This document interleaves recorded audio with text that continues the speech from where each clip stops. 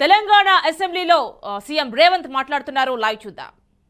సముచితమైన స్థానం కల్పించడమే కాదు, ఆనాడు నేల కొరిగిన 1981 ఏప్రిల్ 20 తారీఖు నాడు నేల కొరిగిన కుటుంబాలను వెతికి ఎక్కడున్నారో వాళ్ళను చేరుకొని వాళ్ళకి ఇందిరమ్మ ఇల్లు కట్టుకోవడానికి ఇంటి స్థలంతో పాటు ఇల్లు కట్టుకోవడానికి 5 లక్షల రూపాయలు ఆ కుటుంబాలకు ఇచ్చి ఆదుకున్న చరిత్ర మాది. పోరాట యోధులను, త్యాగాలు చేసిన వాళ్ళను గుర్తించిన చరిత్ర మాది అధ్యక్ష. మా ప్రభుత్వమే, మా పార్టీ త్యాగాలకు నిలయం అధ్యక్ష. మా పార్టీ చేసిన త్యాగాలతో పోలిస్తే ఎవరు మా పార్టీలు ఉన్న పదే మా పార్టీ గురించి, మా నాయకుల గురించి వీళ్ళు మాట్లాడుతుంటారు అధ్యక్ష. అసలు ఏమైనా పోలికుందా అధ్యక్ష? అసలు ఎవరు ఈ పార్టీని నడిపింది? ఈ పార్టీకి అధ్యక్షులు ఎవరున్నారు? ఈ పార్టీ జెండా మోసిన వాళ్ళు ఎవరు? మహాత్మా గాంధీ నుంచి మొదలు పెడితే, సర్దార్ వల్లభాయ్ పటేల్ నుంచి మొదలు పెడితే, భగత్ సింగ్ వరకు, సుభాష్ చంద్రబాసు వరకు ఈ పార్టీని నడిపించిన చరిత్ర, ఈ పార్టీ నాయకురాలుగా ఈ దేశం కోసం ప్రాణాలు అర్పించిన శ్రీమతి ఇందిరాగాంధీ, శ్రీ రాజీవ్ గాంధీ ఈ పార్టీకి అధ్యక్షులుగా పనిచేసినారు. 1900 రాజీవ్ గాంధీ గారు చనిపోయిన తర్వాత ఎన్నిసార్లు అధికారంలోకి వచ్చినా కుర్చీ ఎక్కకుండా పదవి త్యాగం చేసిన సోనియా గాంధీ గారు, రాహుల్ గాంధీ గారు ఈ పార్టీ అధ్యక్షులుగా పనిచేశారు అధ్యక్ష. ఒక్క రోజైనా, ఒక్క నిమిషమైనా, ఒక్క గంట అయినా ఈ కుటుంబము పదవులకు దూరంగా ఎప్పుడైనా ఉన్నారా అధ్యక్ష? వీళ్ళు పదే కాంగ్రెస్ పార్టీని కుటుంబ పాలన అంటారు. మా కుటుంబం త్యాగాలు చేసిన కుటుంబం. మా కుటుంబం చేసిన 3 నెలలకే మళ్ళీ వచ్చారు. కోమటిరెడ్డి వెంకటరెడ్డి అక్కడ ఉన్నాడు, మంత్రి పదవి త్యాగం చేస్తే మళ్ళీ తెలంగాణ వచ్చే వరకు పదవి తీసుకోలే. త్యాగం అంటే గది. 3 నెలల కోసం త్యాగాలు చేసి ఎలక్షను, సెలక్షను, కలెక్షన్ కావాలన్నప్పుడల్లా రాజీనామా డ్రామా. ఖర్చులకు ఏమన్నా నగదు కావాలంటే, నగదు బదిలీ పథకం పెట్టాలంటే రాజీనామాలు చేయర్రా, ఎంబడే పట్టుకరండి, నగదు దేయండి. ఇది త్యాగానికి ఇక్కడ ఉన్నాడు వెంకటరెడ్డి. మంత్రి పదవి తెలంగాణ రాష్ట్రం వచ్చే వరకు తీసుకోని అన్నాడు, ఉమ్మడి రాష్ట్రంలో తీసుకోలే. మళ్ళీ తెలంగాణ వచ్చినాకనే మంత్రి పదవి చేపట్టిండు. మీలాగే కాదు, 3 నెలల తర్వాత మళ్ళెంబడి వచ్చి కుర్చీలో కూర్చున్న అలవాటు ఇక్కడ లేదు. కాబట్టి మీకు అసలు మాట్లాడే అర్హత ఎక్కడిది? మీకు మాట్లాడే అర్హత ఎక్కడిది? అందుకే అదే కాదు అధ్యక్ష, గూడ అంజన మీకు అందరికీ తెలుసు. దొర పీకుడేందురో అని మా గొప్ప కవి, ప్రజలలో చైతన్యం తీసుకొచ్చినాడు. గ్రామాన దళితుల గిరిజనులను చైతన్యం చేసినాడు. గూడ అంజన్న క్యాన్సర్ వచ్చి చచ్చిపోయే ముందల చివరి రోజుల్లో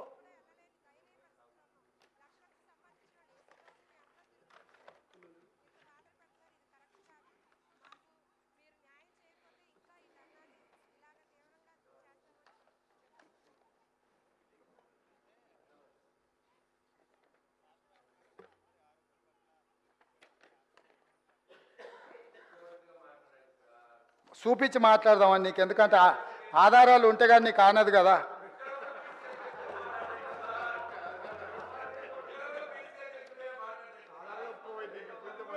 గూడ అంజన్న కన్నుమూత. ఆయన చివరి కోరిక ఏంది అధ్యక్ష?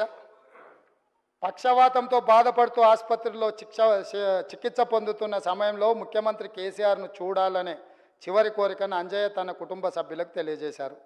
మొదట అంజయ్యను పరామర్శించేందుకు కేసీఆర్ వస్తారని సీఎం కార్యాలయ సిబ్బంది చెప్పినా తర్వాత రాలేదని భార్య హేమమాలిని చెప్పారు. గూడ అంజన్న చివరి కోరిక ఒక్కసారి కేసీఆర్ను కలవాలి, పలకరించాలి అని. గూడ అంజన్నను పరామర్శించడానికి కూడా రాజసౌధంలో నుంచి వీళ్ళు బయటికి రాలేదు అధ్యక్ష. అంటే ఈ తెలంగాణ సమాజంలో కవులకు, కళాకారులకు వీళ్ళు ఇచ్చిన గౌరవము, మర్యాద, గూడ అంజన్న పరిస్థితే గిట్లుంటే తెలంగాణలో పరిస్థితులు ఎట్లున్నాయో మీరు ఒక్కసారి అర్థం చేసుకోండి అధ్యక్ష. నేను ఎందుకు చెప్తున్నా అంటే, వాళ్ళలాగా మేము కాదు అధ్యక్ష.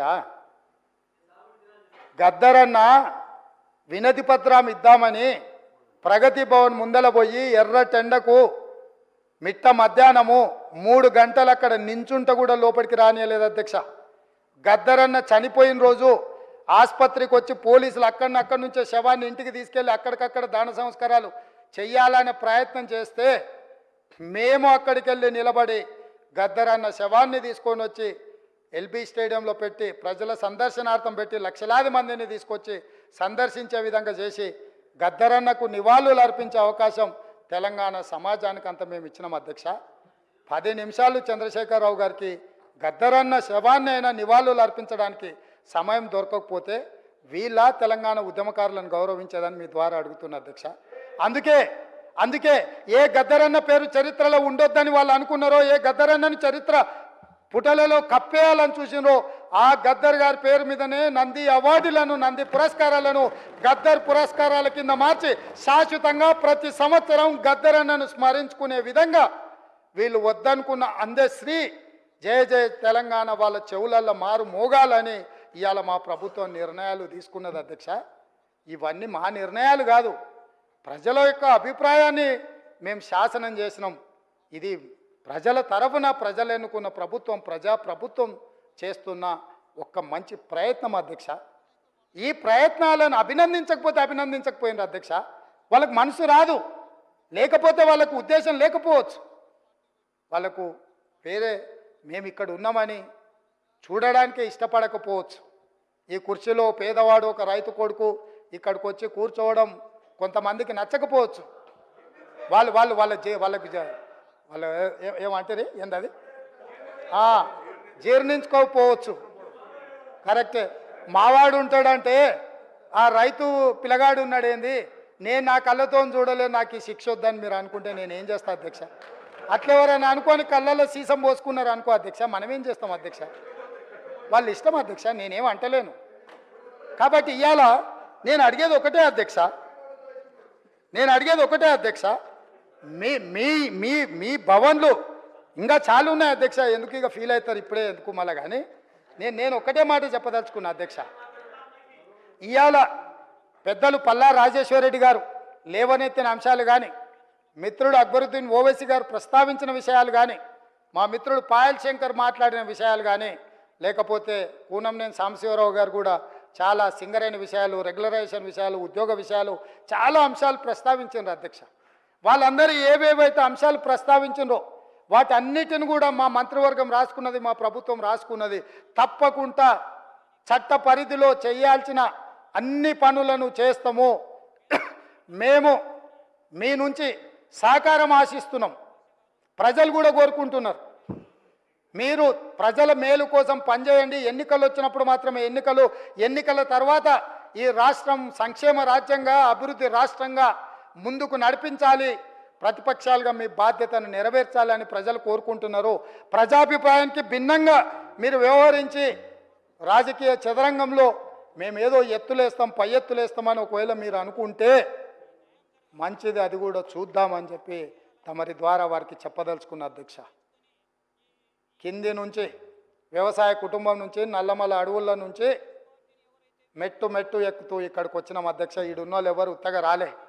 మేమెవరము ఆశామాసిగా మేనేజ్మెంట్ కోటా పేరునో, తండ్రి పేరో, తాత పేరో చెప్పుకొని ఉద్యమం ముసుగులోనో ఎవరో త్యాగాలు చేస్తే ఎవరో అనుభవించే విధానంలో రాలేదు అధ్యక్ష. జిల్లా పరిషత్ మెంబర్గా, ఎమ్మెల్సీగా, ఎమ్మెల్యేగా, ఎంపీగా, ఈరోజు ముఖ్యమంత్రిగా ఈ దేశంలో ఉన్న అన్ని చట్టసభలలో పనిచేసిన అనుభవంతో ఇక్కడ వచ్చి కూర్చున్నాం అధ్యక్ష.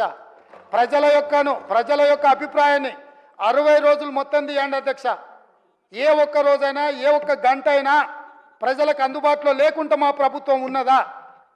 ఆనాడు మేమే స్వయంగా పార్టీ అధ్యక్షుడిగా, పార్లమెంట్ సభ్యుడిగా సచివాలయంలో ఒక అధికారిని కలవడానికి అక్కడికి వెళ్తే వందలాది పోలీసులు చుట్టుముట్టి అంతర్జాతీయ తీవ్రవాదిని నిర్బంధించినట్టు మొత్తం బంధించి తీసుకుపోయి మా ఇంటి దగ్గర పడేసిరు అధ్యక్ష. ఒక ఆదివాసి బిడ్డ సీతక్క సెక్రటేరియట్లో పోయి ఒక వినతి పత్రం ఇస్తామంటే ఆడబిడ్డ అని కూడా చూడకుండా ఆమెను పోలీసులు అరెస్టు చేసిండ్రు అధ్యక్ష. ఎవరి కోసం కట్టిండ్రు అధ్యక్ష? ఎవరి కోసం ఆ సచివాలయము? ప్రజాప్రతినిధుల కోసం, ప్రజల సందర్శన కోసం కాదా? ఎవరు ఆస్తి అది? ఎవరి కోసము? ఎవరి పరిపాలన అక్కడి నుంచి జరగాలి అధ్యక్ష? ప్రజలే రాని అని ప్రగతి భవన్లు, ప్రజలనే రాని అని సచివాలయాలు ఈ తెలంగాణ రాష్ట్రంలో ఎంతకాలం సాగుతాయని వాళ్ళు విర్రవీగుతున్నారు అధ్యక్ష. అందుకే ప్రగతి భవన్ గోడలు బద్దలు కొట్టినము, సచివాలయం గేట్లు బార్లా తెరిచినము, ప్రజాప్రతినిధులందరినీ రమ్మని చెప్పినాము, వాళ్ళు చెప్పేది వింటామని చెప్పినాము, మానవత్వంతో సమస్యల్ని పరిష్కరిస్తామని చెప్పినాము. అందుకే ఈరోజు అధ్యక్ష తమరి ద్వారా వారు బాధ్యతాయుతమైన ప్రతిపక్షంగా సమస్యల్ని లేవనెత్తండి, పరిపాలనలో సహకరించండి. కేంద్ర ప్రభుత్వం దుర్మార్గంగా ప్రాజెక్టులను ఆక్రమించుకోవాలనుకుంటే రండి కలిసి కొట్లాడదాం. ఈ రాష్ట్రానికి వచ్చినప్పుడు మీరు మేము వేరుండొచ్చు, పక్క వాళ్ళు మన మీదకి వచ్చినప్పుడు మనమందరం ఒకటి కావాలి. వాళ్ళకి సందర్భంగా నేను గుర్తు చేయదలుచుకున్నా, కౌరవులు పాండవులు పక్క రాజ్యం వాళ్ళు వస్తే 105 మంది, వాళ్ళకు వాళ్ళే వస్తే 100 ఒక పక్కన 5 ఇంకొక పక్కన. కానీ పక్కవాడు దండెత్తినప్పుడు 105 మంది ఒక్కటి ఉండేది. పోయినసారి మా వాళ్ళు 5 మంది ఉన్నారు, మీరు 100 మంది ఉన్నారు. సరిగ్గా లెక్క కూడా అట్లనే ఉంది. లెక్క అంతే ఉంది కదా అధ్యక్ష. బయటోడు వచ్చినప్పుడు కనీసము కొంచెం విఘ్నత ప్రదర్శించండి అని చెప్పి నేను చెప్తున్నా అధ్యక్ష. నేనేమి కాని కోరికలు కోరట్లేదు అధ్యక్ష. ప్రజలు ఒక తీర్పు ఇచ్చిండ్రు, ప్రజల తీర్పును గౌరవించండి. ప్రజాస్వామ్యాన్ని బ్రతికించడానికి పనిచేద్దాం మనము. మీకేం వయసు అయిపోలే కదా, ఉంది కదా, ఇంకా ముందల ఏమన్నా ఉండొచ్చు కదా, ఎందుకంత ఆత్రపడుతుర్రు? ఆ ఒక్కని కోసం వీళ్ళందరినీ బలిచ్చేటట్టుర్రు. సన్ స్ట్రోక్ అంటారు కదా అధ్యక్ష ఇంగ్లీష్లో. అట్లాంటి పరిస్థితి ఈ రాష్ట్రానికి తగులొద్దని మీ ద్వారా అన్ని విషయాలు దాదాపుగా నేను ప్రస్తావించినానే అనుకుంటున్నాను. సభ్యులు ఏదైనా అడిగిన విషయాలు ఇంకా ఉంటే కూడా అవసరం అనుకుంటే వాళ్ళను ఈ సమావేశాలు పూర్తి కాగానే పార్టీ పరంగా ఇటు మా మిత్రులు భారతీయ జనతా పార్టీ శాసనసభ్యులు వాళ్ళు కూడా ప్రజలు ఎన్నుకుంటేనే, ప్రజల అభిప్రాయం ప్రజలు ఎన్నుకుంటేనే ఇక్కడికి వచ్చిండ్రు. వాళ్ళతో కానీ ఎంఐఎంతో కానీ సిపిఐతో కానీ టీఆర్ఎస్ ఇప్పుడు అదేదో పేరు అంటే వాళ్ళే కన్ఫ్యూజన్లు ఉండ్రు. అంటే ఆయన కేటీఆర్ఎస్ అని ఒక అదేదో ఉన్నట్టుంది కదా, ఇంకా అదే ఉందేమో అనుకుంటున్నా. మార్పు రాలేదు, అది కూడా మార్పు రావాలి కదా. సో అందుకోసమని ఎవరికైనా మేము అందుబాటులో ఉంటాము. మేము మీకోసము, ప్రజల కోసము, ప్రజల సమస్యలు మీరు ఏం తీసుకొచ్చినా వింటాము. మాకు మనసు ఉంది, ఈ ప్రభుత్వం మనసున్న ప్రభుత్వము, మేము బాధ్యతతో వ్యవహరిస్తాము. ఇక్కడ వివరణ ఇచ్చింది ఒకవేళ ఇంకా మీరు ఆశించినా రాబోయే చర్చలలో మిగతా విషయాలు మాట్లాడదాం. ప్రభుత్వంలో ఎప్పుడైనా సచివాలయంలో నేను అందుబాటులో ఉంటాను, నా కార్యాలయ అధికారులు అందుబాటులో ఉంటారు. ప్రతిరోజు వచ్చిన వాళ్ళందరినీ మేము కలుస్తూనే ఉన్నాము. మేము ఎవరిని కలవకుండా వివక్ష చూపించము. మాకు భేషజాలు లేవు. మేము వచ్చి కలిసినంత మాత్రాన అనవసరమైన ప్రచారాలు కూడా కల్పించే దుర్బుద్ధి కూడా మాకు లేదు. మీరెవరు భయపడాల్సిన పని లేదు. అక్కడ ఉన్న 39 మందిలో ఎవరైనా ఎప్పుడైనా రావచ్చు, కలవచ్చు. ఎవరు మిమ్మల్ని అనుమానించినట్టు చూస్తే, మీకు ఏదైనా ఇబ్బంది ఉందని మీరు ఏదన్నా అనుకుంటే అట్లాంటివి అన్నిటిని కూడా పక్కన పెట్టండి. రండి, మన రాష్ట్రాన్ని పునర్నిర్మించుకుందాం. 9.5 సంవత్సరాల జరిగిన విధ్వంసాన్ని మళ్ళీ ఈరోజు పునర్నిర్మించుకోవడానికి అవసరమైన సహకారం అందరి నుంచి నేను ఆశిస్తున్నా అధ్యక్ష. ఒక రైతు బిడ్డగా చిన్న వయసులో నాకు ఈ గొప్ప అవకాశం వచ్చింది. ఎంతోమంది మేధావులు కావచ్చు, విఘ్నులు కావచ్చు, చాలామంది రాజకీయ దురంధరులు ఉండొచ్చు, వాళ్ళు ఎవరికి రాని అవకాశం ఈరోజు మా పార్టీ శ్రీమతి సోనియా గాంధీ గారు, మల్లికార్జున ఖర్గే గారు అవకాశం ఇచ్చారు. మా ఎమ్మెల్యేలు అందరూ కూడా అండగా నిలబడ్డారు. నేను అధ్యక్షుడిగా, అప్పుడప్పుడు ఇది ప్రజా తీర్పు కాదు పార్టీ తీర్పు అని, నేను అధ్యక్షుడిగా ప్రజల దగ్గరికి వెళ్ళిన అధ్యక్ష. నా అధ్యక్షతను ఎన్నికలు చేసినాం. మీ అధ్యక్షుడి పేరు మీద మీరు పోయినరు, మా పార్టీ నా అధ్యక్షతను ఎన్నికలు వెళ్ళమన్నారు. ప్రజలు తీర్పు ఇచ్చారు. ఇదేం ఆషామాషిగా ఇక్కడికి రాలేదు అధ్యక్ష. తప్పకుండా ప్రజా తీర్పును గౌరవిస్తాం, ప్రజా సమస్యలను పరిష్కరిస్తాం. ప్రతిపక్షంగా మీ బాధ్యతను నెరవేర్చండి. మిగతా విషయాలు ముందు మాట్లాడుకుందామని తెలియజేస్తూ, ఇంత అవకాశం ఇచ్చి వివరాలు చెప్పడానికి మీరు అవకాశం ఇచ్చినందుకు మీకు మరొక్కసారి మనస్ఫూర్తిగా ధన్యవాదాలు, కృతజ్ఞతలు తెలియజేస్తున్నా అధ్యక్ష.